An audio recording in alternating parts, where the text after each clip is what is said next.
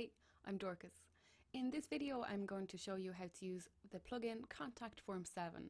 It is a very popular plugin on WordPress, and this video it's aimed at total beginners. So I'm going to show you how to install and activate the plugin. I'm going to show you how to put the contact form on a page on your website. Then I'm going to show you how to take something out of the form, and I'm going to show you how to put something into the form. So on this website here, this is just a dummy website. It looks like this. I'm using the theme 2020. It's a fresh WordPress installation that I've just installed today. And I've done nothing other than made two dummy pages, one called Service 1 and one called Service 2, because I'll put the contact form on both of those pages. So I'm going to go to Plugins, and I'm going to go to Add New. And I'm going to install the plugin Contact Form 7. The Contact Form 7, it is one of the most popular plugins on WordPress, and it is the most popular contact form plugin for WordPress. And of course it is free. You can see it has over 5 million active installations. A very popular plugin. And when that is installed, I'm going to activate it. So activate means I turn it on.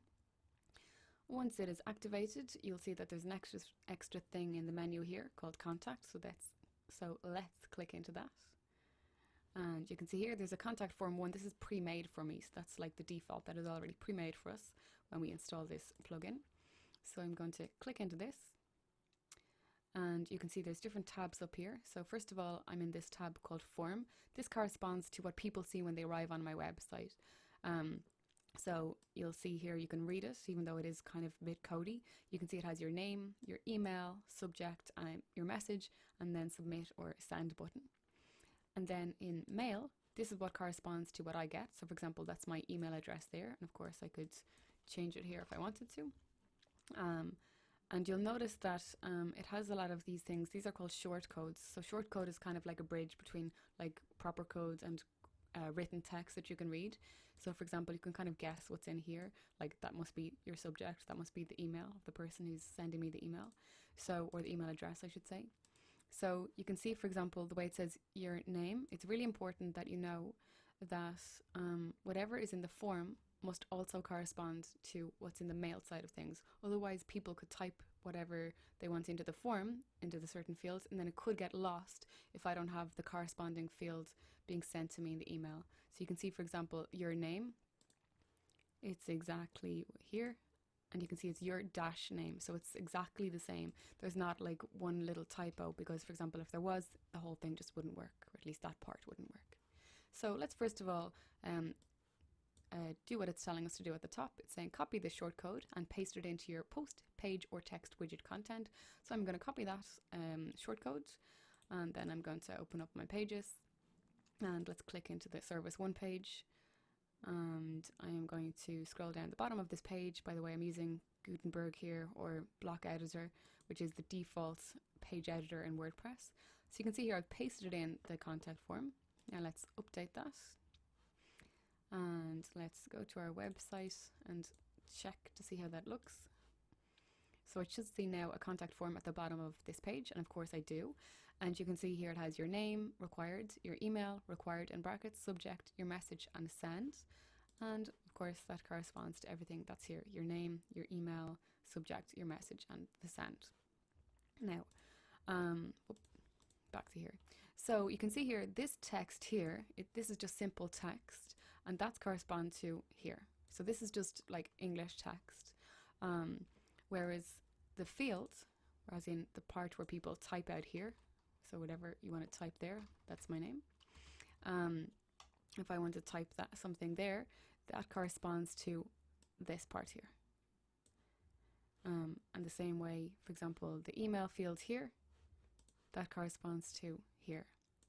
Now, there's a few things I want you to notice about this contact form. Contact forms, they have some validation. So for example, I'm just going to test this contact form. And by the way, get used to testing the contact form whenever you do a change, because I've come across a lot of times where people don't test the contact form and don't realize that it's not working, and they are not getting contact inquiries from potential customers. So that's my name. Let's say put in my email address, and the subject, let's say is query inquiry, and this is the message. So I'm going to send that. You'll see I got this positive message. Thank you for your message. It has been sent. That text there corresponds to the messages tabs in here. So you can see, for example, for the first one, sender's message was sent successfully. They get this generic message, which is a default. And by the way, it might be a little bit nicer to change this to, for example, has it been sent to info at whatever. And you might even say, for example, we will get back to you within 24 hours or something like this. But it's nicer to kind of personalize that a little bit.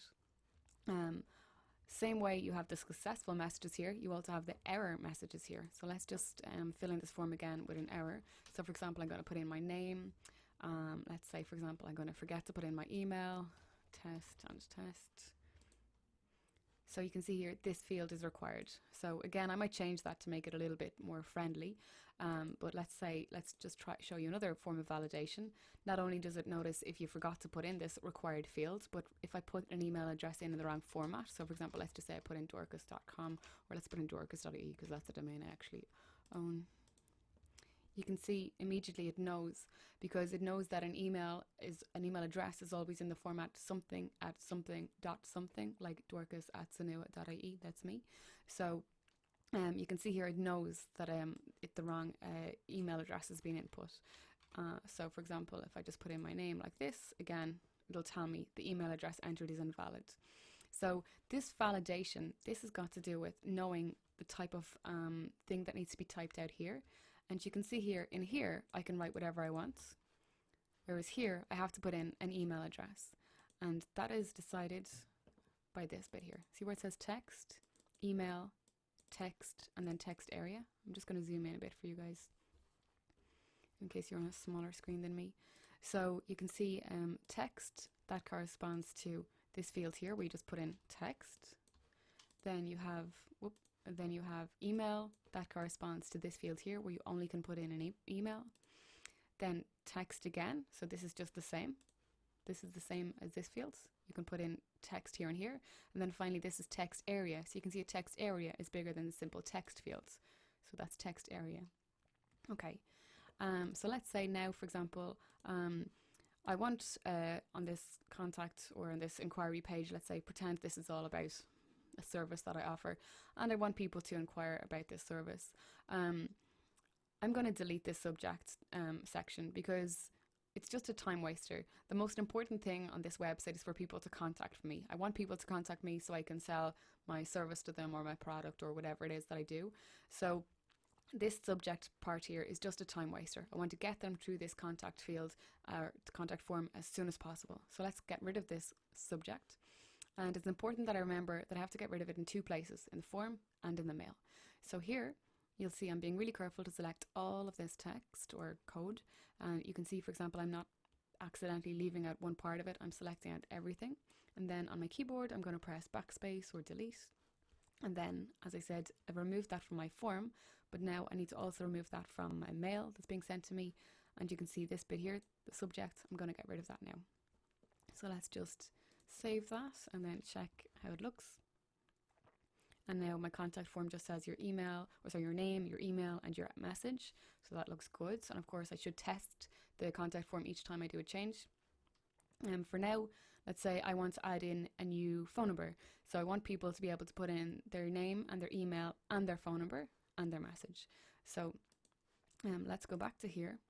So up here, there are the different options that I have. So you can see how you can make it quite complicated if you want to by putting in drop-down menus and radio buttons and checkboxes and dates and things like this. For me, I'm going to show you how to add in a field in what I think is the more simple way. So what I'm going to do is I'm going to copy from a previous field. So you can see I'm going to copy like this. Then I'm going to paste that here.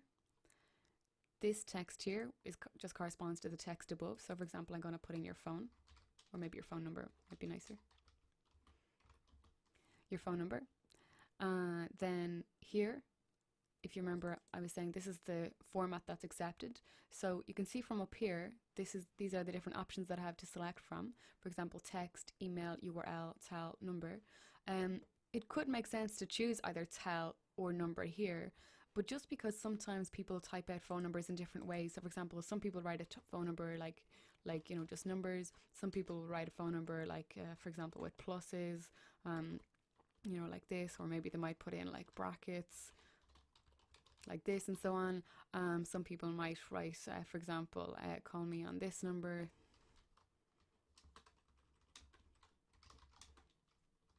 So some people might want to put in a little instruction or something like this, or they might be able to say something like or 087, whatever, maybe if they want to put in a phone mobile and a land number.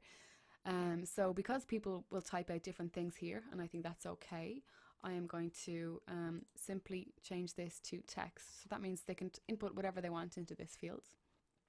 So I've changed this, and then this part is the part that holds the phone number. So this part is the part that holds whatever is typed into that field. So I need to change this to something new. I can change it to whatever I want, but let's use the same format and change it to your phone, let's say. And because it's really important I don't make a typo, I'm going to copy this. And remember, whatever's in my form also has to go in the mail. So I'm going to click into here. I'm going to go down to the mail that's sent to me, which is here. And I'm going to put in a new section here. So let's say phone. And then I'm going to put in the square brackets just like it is for your name, and put in your phone. And I'm going to just double check that there's it's exactly written. There's no like spaces, for example, here. If I did that without the dash, it just wouldn't work. So I'm putting it in exactly like this, double checking my form. Everything looks good. Let's save and go back and check. And now you can see I have your name, your email, your phone number, your message. Okay, so of course each time you do a change you should check that this is working. So literally check your email to make sure the email is arriving, not just that you get a successful message at the bottom. Let's say for example here, this required. So this required bit here, this is just simple text, but there's something in the code that is actually forcing that to be required. As in, for example, you'll see if I try to fill in this form, you'll see I'm leaving out my phone number. You'll see it'll actually say the field is required, so it won't let me submit without typing in my phone number. So let's say maybe for this website I want your phone number, but I don't need your phone number. So in that case, what I might do is I might say that the phone number is not required. So I might just delete out this text, or I might even write optional in here if I wanted to. And the asterisk after the text here, just like this asterisk and this asterisk, the asterisk is the thing that is forcing that field to be required. So if this is an optional field, I'm going to delete it, just like the way text area, it's actually optional. So let's just save that. Go back to here. And you'll see now, for example, if I try to fill in the form,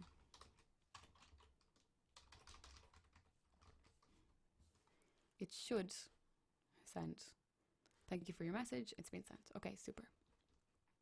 So that looks good. Now let's say, for example, one more thing that I'm going to do, just to finish up on this. You can see the way I'm on the page service 1. So that means that when someone fills in this contact page, or contact form I should say, I know that they're interested in service 1. I might even include an extra sentence here. So for example, something like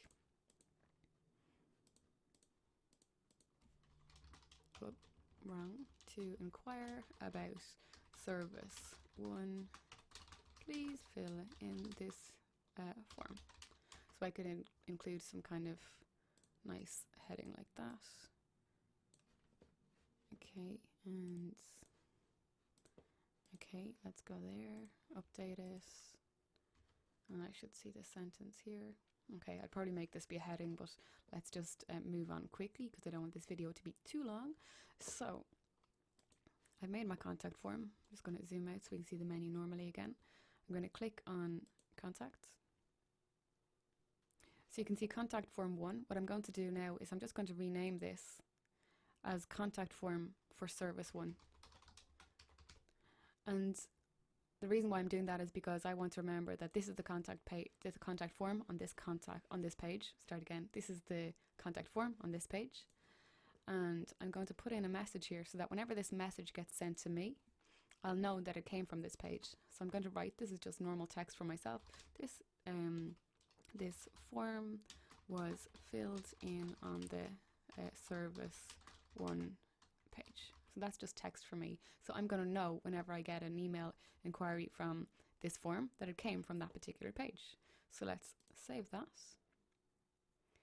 And now let's say we have another service on the website. It's called service 2. You can see I'm being particularly not imaginative today. So that's service 2. So what I'm going to do is duplicate this contact form. So I can just hover over it and duplicate it. I'm going to call it contact form service 2. That's just a reference for me. Back down into the form that gets sent to me, I'm going to just change it so that I know that it came from this other service that I do. Save this. And now I'm going to take this shortcode and I'm going to go into pages. I'm going to go into service 2. I've already copied this page just so you know that's why it's identical. So let's just get rid of this. And I'm going to say to inquire about service 2, fill out this form, put in the shortcode, update it, and let's check. And now I have one contact form on service 1, one contact form on service 2. The contact forms, they're both the same, almost. And they both worked in the exact same way. And that is all I want to show you about contact form 7. If you have any questions, ask in the comments. If you want to know more advanced stuff, ask in the comments. If anything is not working, ask in the comments. Otherwise, thank you very much for watching this video. I hope it helped.